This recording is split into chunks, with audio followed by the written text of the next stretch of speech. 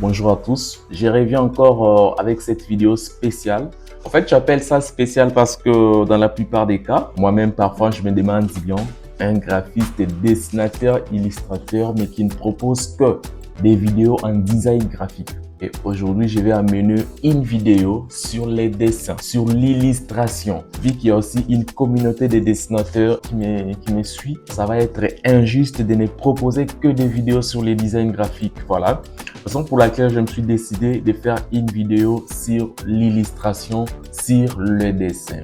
Alors, dans cette vidéo, on va voir ensemble avec vous comment réaliser un dessin réaliste, une illustration comme un professionnel sur Adobe Illustrator et Adobe Photoshop. Sans oublier votre PC ainsi qu'une tablette graphique, vu que c'est vraiment important. Il faut en avoir. Voilà, pour ce, nous aurons 5 étapes. La première étape va être trouver les modèles. Parce que qu'on se le dise, qu'on ne vous trompe pas. Peu importe ce que les dessinateurs dessinent, peu importe quel genre de dessin il s'agit, il y a toujours un modèle. Il s'inspire toujours de quelque chose. Donc, nous allons trouver un modèle. Par exemple, sur notre cas ici, le modèle, c'est ça. Voilà. Nous allons prendre ces dessins pour modèle. On va s'inspirer de ces dessins-là pour pouvoir dessiner une Congolaise. Voilà, ou soit une Africaine, vu qu'on est dans une communauté africaine. Nous aurons besoin de l'esquisse qui va constituer notre dessin amateur au début.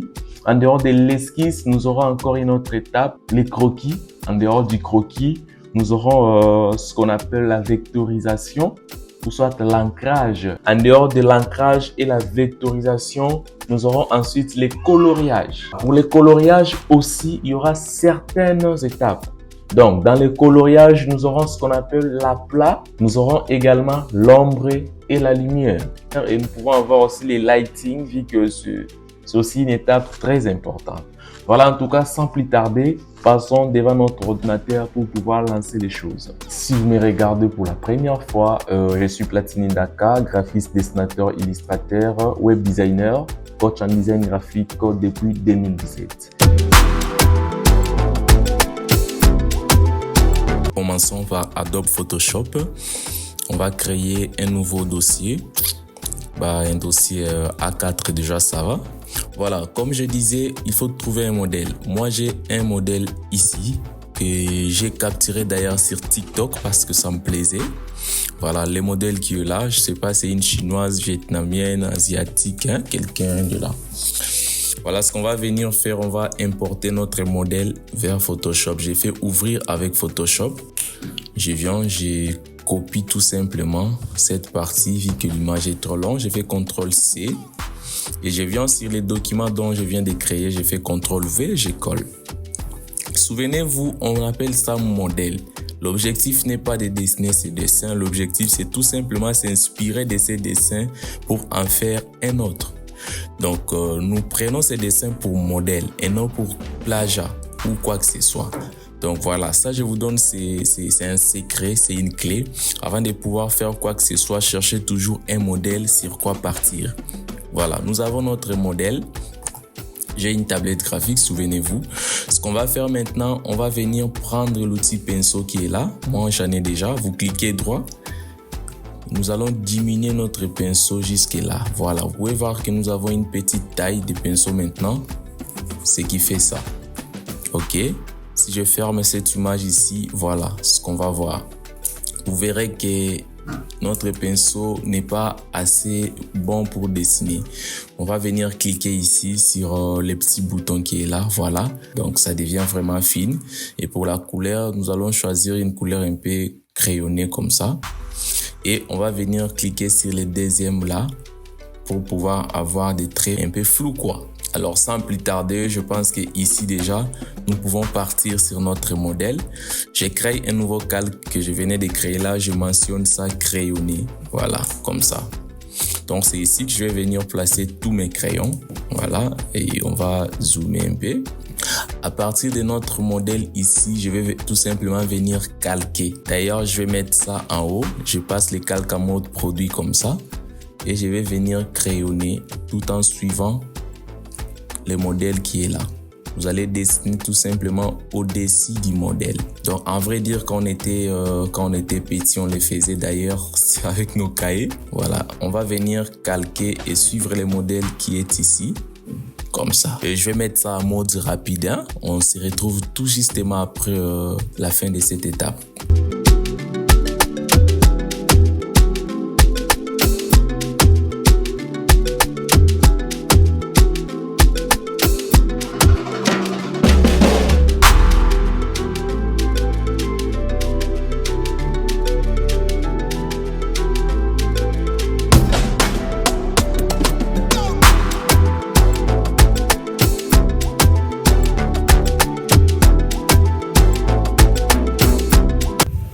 Donc voilà, comme vous pouvez bien le constater jusque-là, j'ai reproduit la forme de base de notre dessin.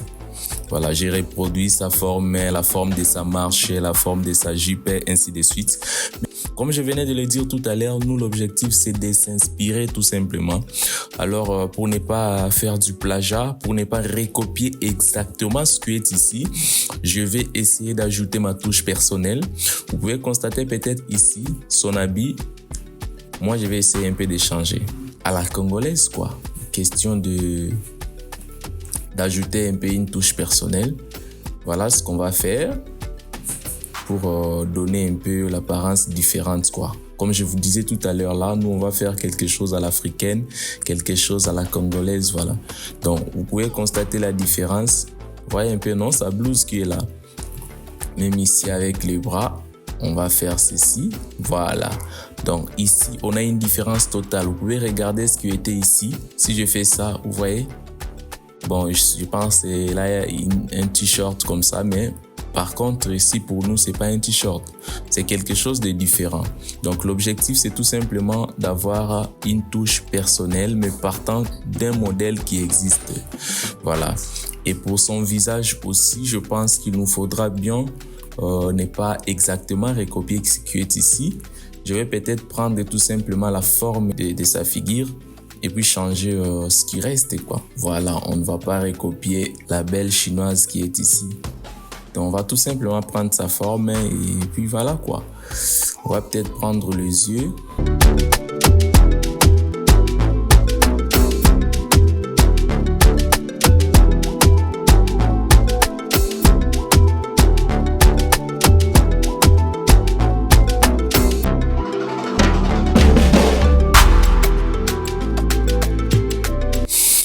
Et voilà, je viens de finir mon esquisse, ça est là, super. Comme vous pouvez d'ailleurs bien le constater que moi, donc je n'ai pas copié exactement ce que notre modèle nous présente ici. Je me suis tout simplement inspiré du modèle. Donc je suis parti de ceci pour avoir cela. Donc c'est la même chose avec ce que vous aussi vous devez faire. N'allez pas copier, mais inspirez-vous. Donc nous sommes partis d'un dessin réel pour pouvoir créer un dessin de notre imagination. Voilà, nous avons fait ce qu'on appelle la recherche des modèles. Nous avons trouvé notre modèle. En dehors du modèle, nous avons fait notre esquisse, ce qui est ici. Voilà, c'est l'esquisse. Quand on essaie un peu d'ajouter la beauté sur notre esquisse, les détailler, bref, l'esquisse et les croquis, je peux combiner ça ensemble. Donc jusqu'ici, nous sommes au niveau du croquis déjà. Alors, on va passer à la troisième étape qui s'appelle l'ancrage.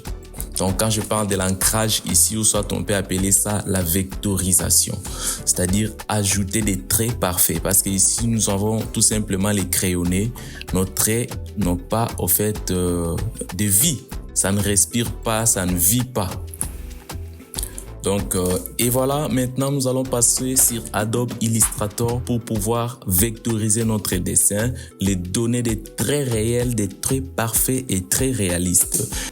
Nous allons venir glisser notre modèle comme ça sur Adobe Illustrator. Et on va commencer à vectoriser tout simplement avec l'outil Plume qui est là. Souvenez-vous, nous pouvons les faire avec Photoshop, mais moi je préfère Illustrator. Vous allez voir pourquoi. Voilà, avec l'outil Plume, je commence tout simplement à venir redessiner mon dessin comme ça. Si vous dessinez mal, vous faites CTRL Z pour faire un petit tour en arrière. Et avec ma forme qui est là, j'enlève j'enlève les fonds qui est là, je laisse tout simplement les contours. Moi, je trouve que les contours, ici, nous avons les contours à 2, je pense. À 1, c'est déjà bon pour ce dessin, c'est parfait, ça passe. Donc, si nous dessinons sur Photoshop, c'est ce que ça va nous donner. Attends, c'est ce que ça va nous donner. Si j'essaye de fermer ici, vous voyez que mon trait a l'épaisseur égale, c'est-à-dire de haut en bas, même épaisseur. Alors, ça fait pas beau, hein? Donc, sur Photoshop, ça allait nous donner ça. Raison pour laquelle j'ai choisi Illustrator parce que nous pouvons modifier notre épaisseur. Nous sommes sur l'épaisseur uniformée. Nous pouvons mettre l'épaisseur profil de largeur D comme ça. Voilà. Vous voyez que ça nous donne des traits un peu fines, quoi. Des traits qui ne sont pas, au fait, linéaires. Nous avons des traits variables qui varient d'un endroit à un autre. C'est ce qui fait bien avec Illustrator. Admettons si je prenais celui-là. Vous pouvez voir que là, c'est fine, ici, c'est grand et ça fait beau pour un dessin. Si on mettait ça, voilà. Vous pouvez voir que nos traits varient en fonction d'endroit. Donc, si je mets ça, par exemple, à 3, vous allez voir que ici, c'est très gros et ici, ça devient fine petit à petit. Donc, l'objectif avec Illustrator, c'est d'avoir des traits comme ça. C'est ce que moi, j'aime. Alors, gagnons le temps. Je prends celui-là. Donc, vous pouvez faire vos traits comme vous voulez. N'essayez pas de mélanger les deux traits. Par exemple, si vous mélangez avec celui-ci comme ça, et pouf, lui aussi, il se transforme au même genre de traits. Voilà. Donc, si vous voulez mélanger, tant mieux. Si vous ne voulez pas mélanger, il faut passer ces mélanges-là, les points d'ancrage qui est là. Par exemple, pour moi, l'objectif ici, c'est de mélanger. Donc, je mélange les deux traits ici pour me faire quelque chose de comme ça. Voilà. Donc, ça me crée quelque chose. Voilà. Moi, je trouve ça que c'est parfait. Alors, sans plus tarder, je vais mettre la vidéo en rapide pour pouvoir réaliser mes traits. Et on se retrouve juste après la réalisation du trait.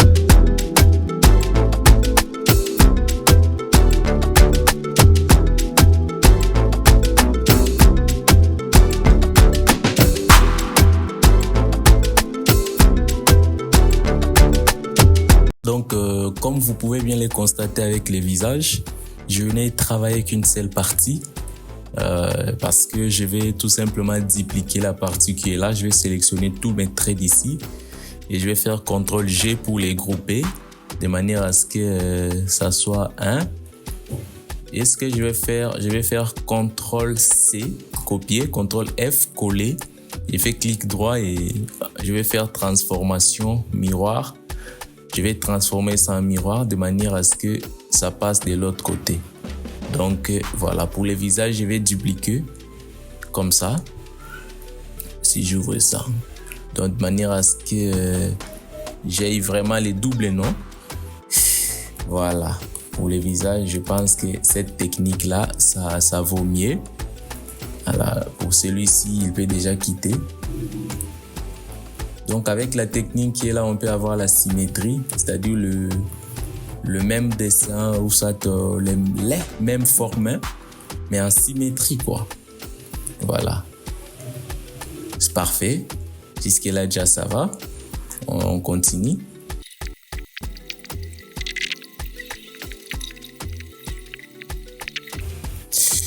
Et voilà, parfait. On a nos traits. Voilà, jusque-là, nous avons fait nos traits. C'est super. Donc, maintenant, nous sommes dans l'étape qu'on appelle la vectorisation. Nous venons de finir la vectorisation. Donc, il nous reste seulement une seule étape qui s'appelle les coloriages. Maintenant, on va passer sur Photoshop pour colorier notre dessin. Mais avant tout, si vous pouvez remarquer, il y a quelques imperfections. Bon, pas du tout imperfections, mais quelques inachèvements, comme vous pouvez bien les constater peut-être au niveau des cheveux. Voilà, et peut-être ici, des choses comme ça. Là, on va arranger ça avec Photoshop. On quitte Adobe Illustrator pour Photoshop pour corriger quelques imperfections et puis colorier notre dessin. Voilà, vous voyez que les processus sont longs. Il y a pas mal d'étapes, il y a beaucoup d'étapes d'ailleurs, comme on peut bien le constater ensemble avec vous. Nous sommes sur Photoshop ici. Alors, la première chose qu'on va faire, on va venir corriger nos petites erreurs, voilà, des bugs qui sont là. Alors, je vais créer un calque. Je vais prendre mon outil pinceau, bien sûr. Le flix doit être à 100%, l'opacité à 100%. Et voilà, tout est OK. Nous sommes en directé 0. On va mettre la directé à 100%. Décocher ce bouton-là. Voilà. Donc, avec mon outil pinceau de Photoshop, je peux venir maintenant corriger ou soit ajouter quelques détails. J'aurais pu les mettre avec Illustrator, mais je préfère ici sur Photoshop. Je vais finir quelques détails et puis je vous reviens tout de suite.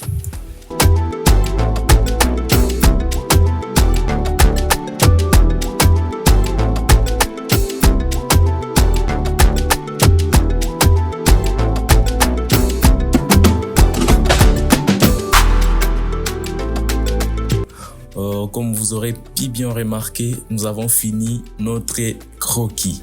Donc maintenant, le croquis est fini. Nous allons passer sur une étape très importante. Je pense que c'est l'étape que vous attendez tous. C'est le coloriage. Le coloriage va être une étape très importante où nous allons mettre la couleur. Donc nous allons colorier notre dessin. Je pense que nous avons les calques dessin. Là, nous avons les calques de notre dessin ici. Nous allons tout sélectionner. Je vais faire CTRL SHIFT E. Voilà, pour grouper tous les calques en un. C'est les calques que nous allons renommer croquis. Comme ça. Là, c'est notre dessin fini. Nous avons notre dessin vectoriel fini, notre croquis. Bien ancré, bien vectorisé. Voilà, je vais créer le deuxième calque. Le deuxième calque, je vais nommer ça à plat. Comme ça. Je vais nommer à plat. Je vais passer les calques à plat en dessous du calque croquis. Voilà. Et ce que nous allons faire, nous allons passer notre calque croquis en mode produit. OK, très bien. Et nous allons verrouiller ça. Parce que nous n'avons plus besoin de toucher. Alors, ce qu'on va faire maintenant, c'est appliquer la couleur sur notre dessin. Alors, nous avons notre tablette de couleurs qui est là. Si vous n'avez pas la palette de couleurs ici, vous pouvez faire fenêtre et vous faites couleur. Ça est là.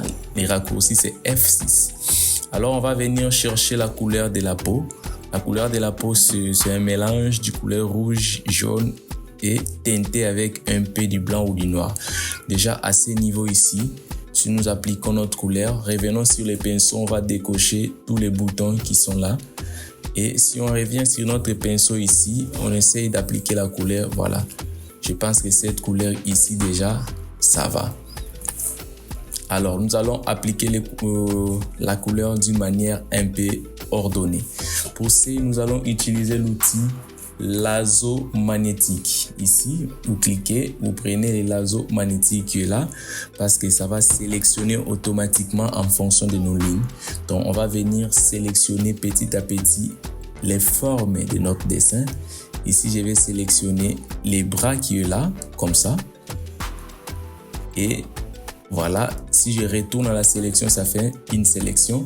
Je vais prendre l'outil pot de peinture qui est là. Et la couleur, rappelez-vous, j'avais déjà sélectionné ma couleur. Si vous n'arrivez pas à bien sélectionner la couleur, cherchez une photo et à l'aide de la pipette, cliquez à un endroit de la photo pour sélectionner la couleur de cette photo-là et l'utiliser. Voilà, je vais venir glisser ma couleur là. Là, je pense que c'est trop rouge. Voilà, celui-ci, ça va. Je pense que cette couleur ici déjà pour une fille noire, ça va. Celle-ci. Ok, voilà. Là, nous avons coloré tout simplement un seul bras. On les fait également avec les jambes et toutes les autres parties du corps. Voilà, je vais sélectionner pour les deux jambes, comme ça. Et pour les peintures, je glisse, j'applique la couleur. CTRL D, je désélectionne. Voilà. Donc, je vais faire ça également ici. Voilà. Je sélectionne et j'applique la couleur. Donc, j'ai fait la même chose avec toute la personne, tous les personnages qui sont ici. Pour la Jeep, je vais mettre la couleur bleue. Et pour son uniforme aussi, je vais mettre la couleur blanche, mais avec du bleu un peu. Et pour les bras, je vais mettre des bleus, même sur les coups, je vais mettre aussi les bleus. Et je mets ça en mode rapide. Vous avez déjà compris comment appliquer la couleur. Et on se revoit juste après l'application.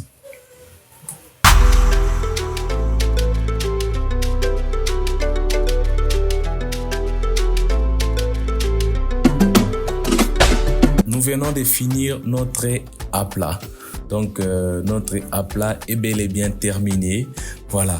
Comme c'est joli déjà jusque-là. En tout cas, si vous êtes aussi vigilant que moi, vous allez remarquer qu'il y a des petites imperfections. Par exemple, ici, là où la couleur n'a pas bien abouti, vu que c'était une sélection automatique. Donc, avec notre outil pinceau, nous allons tout simplement couvrir les zones où la couleur n'a pas du tout abouti. Voilà. Par exemple, ici, on peut les corriger manuellement, des petits endroits où la couleur n'a pas tenu. Voilà, je dois faire ça avec toutes les couleurs qui sont ici. Voilà. Donc, je corrige des petits endroits partout, par-ci, par-là.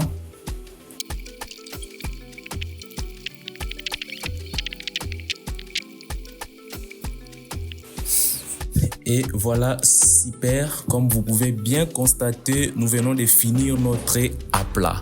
Donc, l'aplat est fini. Donc, nous sommes à la première étape de la 5e étape de notre dessin. Dans le coloriage, nous avons 4 étapes.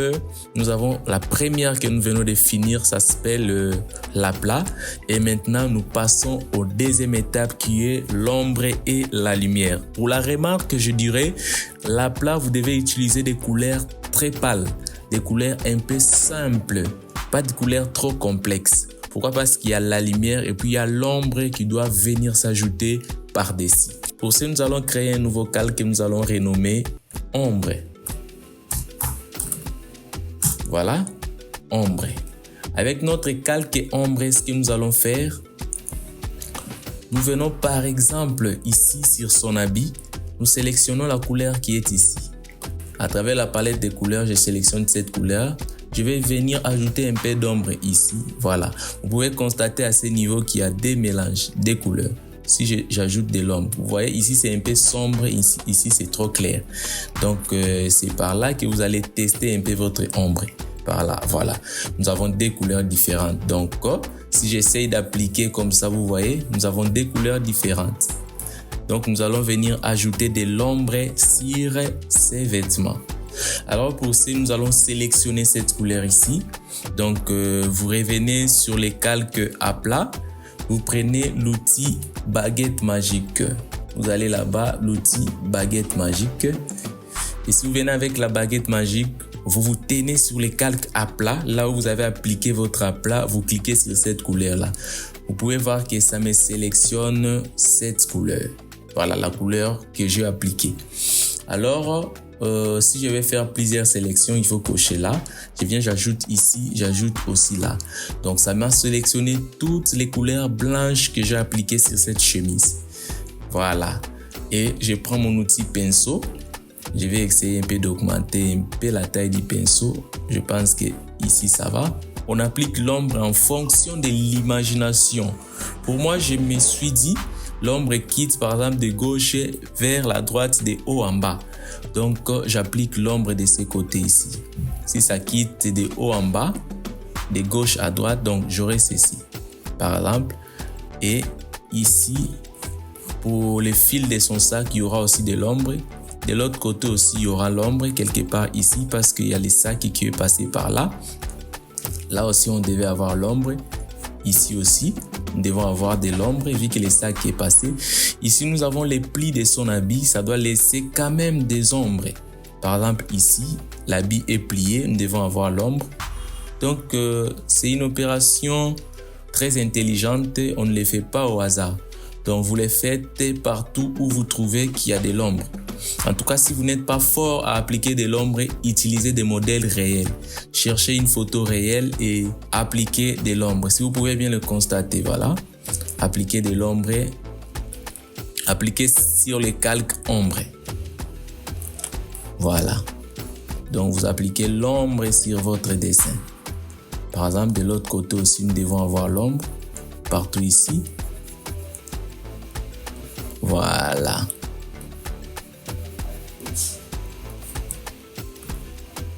Donc, partout ici, il y a l'ombre. De l'autre côté, ici aussi. Donc, votre ombre doit suivre les lignes que vous avez laissées. Sinon, ça va être du désordre. Donc, votre ombre doit être ordonnée en fonction de vos traits. Donc, si vous avez laissé des traits, suivez ces traits-là. Donc, à ce moment ici, si j'essaie de dézoomer, voilà. Vous pouvez déjà remarquer que son habit est plié. Pourquoi? Parce que nous avons ajouté de l'ombre. Et l'ombre doit être ordonnée. Très bien ordonnée d'ailleurs. C'est toute une notion, la notion d'ombre et de la lumière. Voilà. Là, nous avons ajouté l'ombre sur son vêtement. Si vous voulez ajouter encore l'ombre, une autre ombre, ombre D, vous pouvez appliquer cette couleur-là, essayez un peu de le foncer. Et voilà, vous pouvez ajouter encore de l'ombre là où vous voulez accentuer.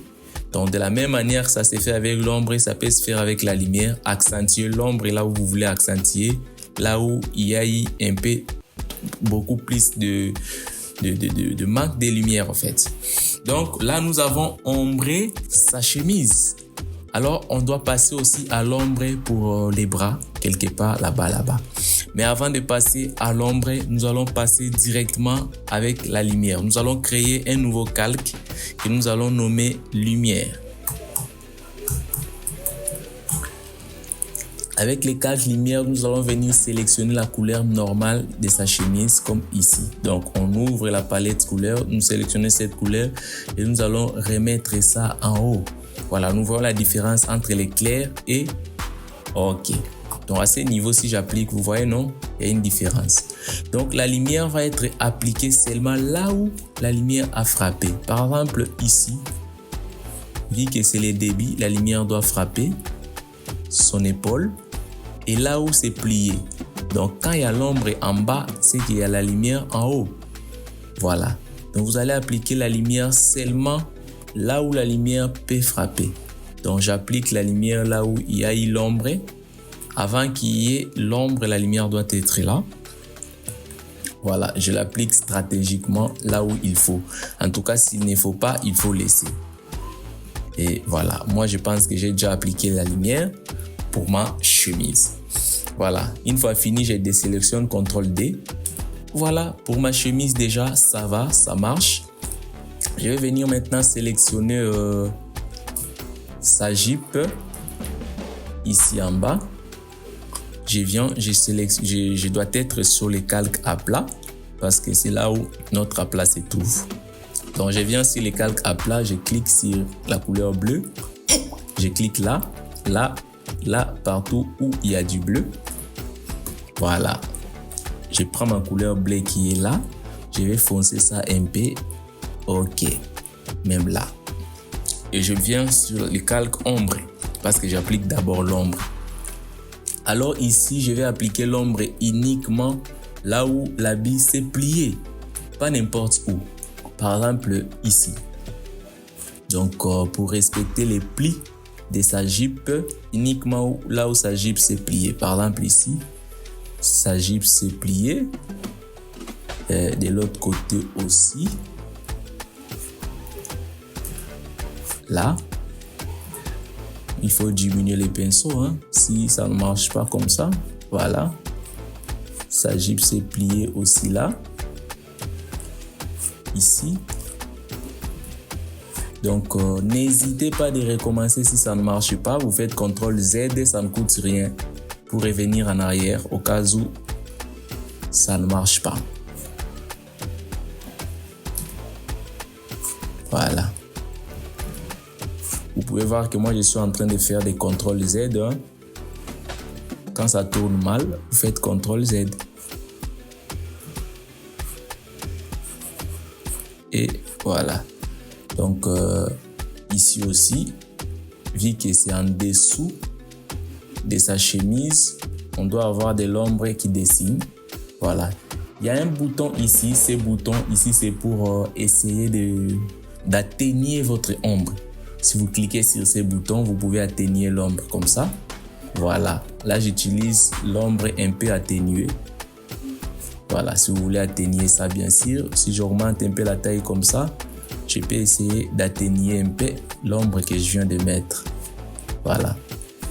J'atténue ça juste un peu. Là où je vais atténuer. Ok. Moi, je pense que là, déjà, ça va. Donc, du coup, si j'ai des zooms, vous pouvez voir que sa jupe est pliée. Alors, là, c'est l'ombre. Nous avons appliqué maintenant la lumière. Nous venons sur les calques lumière. On va sélectionner la couleur bleue et on va rendre ça un peu plus clair. Voilà. Là, j'ai le bouton atténuation qui est activé. Si j'applique, vous voyez ce que ça fait. Ok, je laisse ça un peu. Je vais diminuer tout justement le pinceau. Je viens appliquer la lumière à quelques endroits où on aurait la lumière. Par exemple, comme ça. Question d'allumer un peu les choses. Voilà. J'applique seulement là où on aurait à voir la lumière. Voilà. Là où il n'y a pas la lumière, je laisse. Et voilà. Une fois, j'enlève ça. Vous allez voir que c'est trop clair. Donc, le trop clair là, je peux mettre ça seulement aux endroits où je veux que ça soit beaucoup plus clair. Donc, voilà. Là, nous avons appliqué l'ombre de l'autre côté. On va appliquer aussi ici. Et je vais venir sélectionner cette couleur d'ombre. J'applique. Donc, je vais appliquer l'ombre seulement aux endroits où je peux appliquer comme là. Et ici aussi, vu que le sac a passé là-bas, de l'autre côté de la main. Ici aussi, l'ombre du sac. Là. Voilà. J'atténue ça un peu, l'atténuation. J'atténue un peu mon ombre. De l'autre côté aussi, j'atténue. Là. Et je passe maintenant à la lumière. Je vais essayer un peu d'augmenter ma lumière. Donc, je prends la couleur un peu lumineuse, comme ça. Et j'applique la lumière seulement aux zones lumineuses. Voilà. Là aussi, je peux appliquer un peu. De l'autre côté. C'est bon. Donc, comme vous pouvez bien le remarquer, j'ai fini avec la couleur bleue. Voilà, donc là j'ai appliqué l'ombre avec la couleur bleue. Je vais faire aussi la même chose avec la peau, la même chose avec son sac. Donc voilà, l'ombre, lumière, l'ombre, lumière. Maintenant avec la peau, je vais faire ça un peu en mode rapide pour gagner le temps.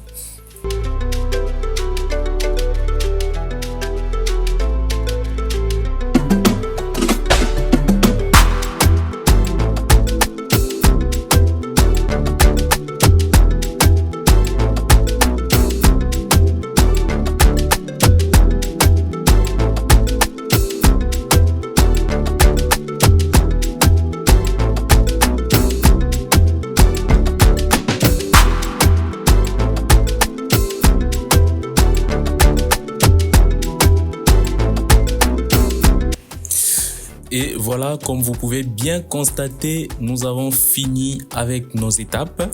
Voilà, nous avons fini avec l'ombre, la lumière, avec presque toutes les couleurs. Déjà pour une illustration, c'est suffisant. Ça peut être consommé, ça peut être utilisé. Maintenant, je pense qu'on va finir notre dernière étape parce que ça a été mentionné au début de la vidéo, c'est tout le lighting. Alors, ça va consister tout simplement à ajouter quelques lumières à notre illustration. Admettons que nous allons mettre un fond. Même celui-ci, je pense que ça va. Et avec notre pinceau, on va essayer de créer la lumière avec l'outil pinceau. Quelque chose de comme ça derrière. Je pense que là. Et voilà, je mets quelque chose de comme ça, je le passe en mode incrustation. Voilà, je l'incruste comme ça.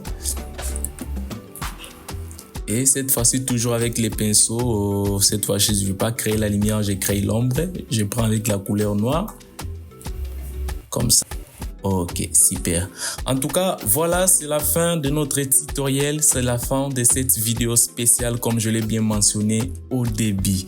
Donc, si j'ai utilisé pas mal de rapidité, c'est pour vous éviter de rester 4 heures du temps à regarder cette vidéo parce que moi j'ai fait pratiquement 3 heures pour tourner cette vidéo. Alors merci beaucoup. J'ai essayé de maximiser le temps, de faire un effort, d'avoir un petit moment, pas trop long, mais un petit temps pour que vous puissiez bien regarder cette vidéo jusqu'à la fin. Merci beaucoup. Je pense que la vidéo vous a plu. N'hésitez surtout pas de vous abonner ou de me laisser un pouce bleu. Comme je disais, voilà, j'organise des formations en ligne où que vous soyez. Vous pouvez tout simplement cliquer sur les liens qui s'affichent sur la description là-bas en bas pour être dirigé vers les formulaires de demande des rendez-vous. Et vous pouvez demander une formation en privé, vous et moi, peu importe le pays où vous êtes. Alors, je vous dis au revoir et à tout à l'heure.